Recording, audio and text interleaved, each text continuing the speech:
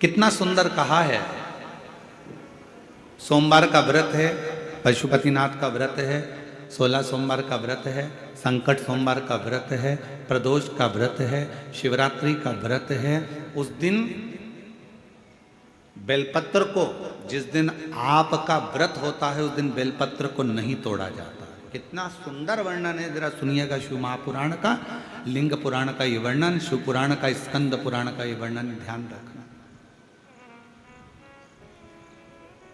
जिस दिन आपका सोमवार का व्रत है उस दिन बेलपत्र नहीं तोड़ा जाता। जिस दिन आपका पशुपतिनाथ का व्रत है उस दिन आप बेलपत्र नहीं तोड़ोगे वृक्ष से। जिस दिन आपका प्रदोष का व्रत है उस दिन बेलपत्र नहीं तोड़ोगे। जिस दिन आपका 16 सोमवार का व्रत है उस दिन बेलपत्र नहीं तोड़ोगे। जिस दिन संकट सोमवार का व्रत है, शिवरात्रि का व्रत है, जिस दिन आप शंकर भगवान का तीज का व्रत, छठ का व्रत, भगवान शंकर का कोई भी व्रत अगर आप धारण करते हैं तो उस दिन बेलपत्र को व्रत करने वाले व्यक्ति को नहीं तोड़ना चाहिए। व्रत आज है तो बेलपत्र को एक दिन पहले तोड़कर रख लेना चाहिए। क्यों? ऐसा हमारा शास्त्र, हमारा विधान, हमारे पुराण, हमारे वेद क्यों वर्णन करते हैं? किस लिए वर्णन करते हैं?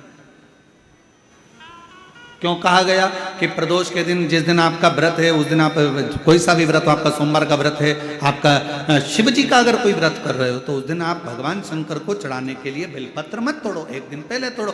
क्यों कहा गया? हमारे शास्त्र क्यों कहते हैं कि पशुपतिनाथ का व्रत कर रहे हो तो बेलपत्र को एक दिन पहले तोड़ना, सोमवार का व्रत कर रहे हो तो बेलपत्र को एक दिन पहले तोड़ना, प्रदोष का व्रत कर रहे हो तो एक दिन पहले बेलपत्र को तोड़ना।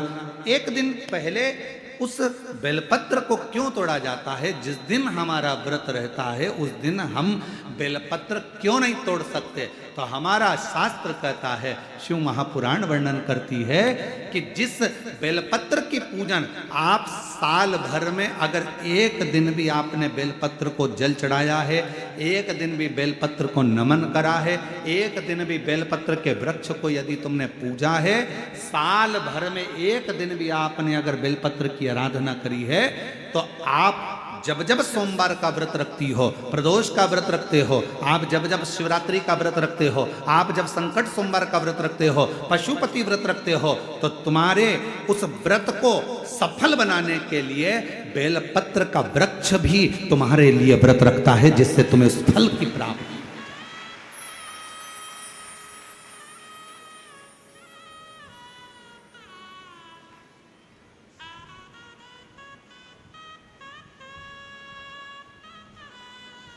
कथा सुनने आ रहे हो? घर के बाहर बेलपत्र का पेड़ है, कथा श्रवण करने जा रही हूं, बेलपत्र का वृक्ष है। नहीं, आपको अगर कथा सुनने जा रहे हो तो बेलपत्र अगर चढ़ाना है तो एक दिन पहले आप बेलपत्र को उतारो।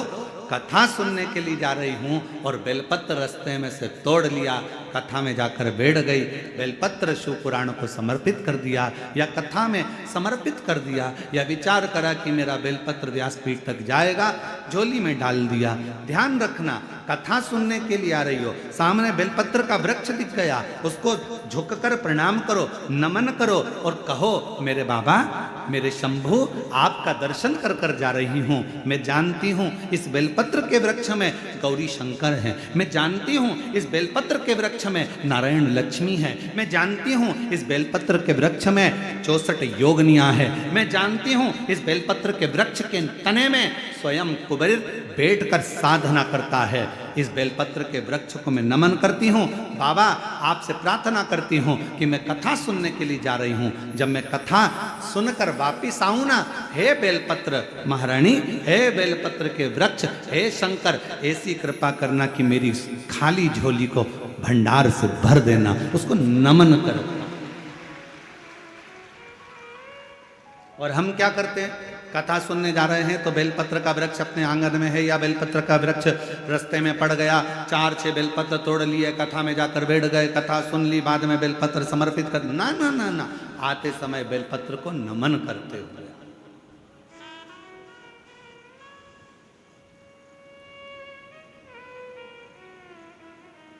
प्रणाम करते हुए, विनय करते हुए आओ। और मैंने तेरे ही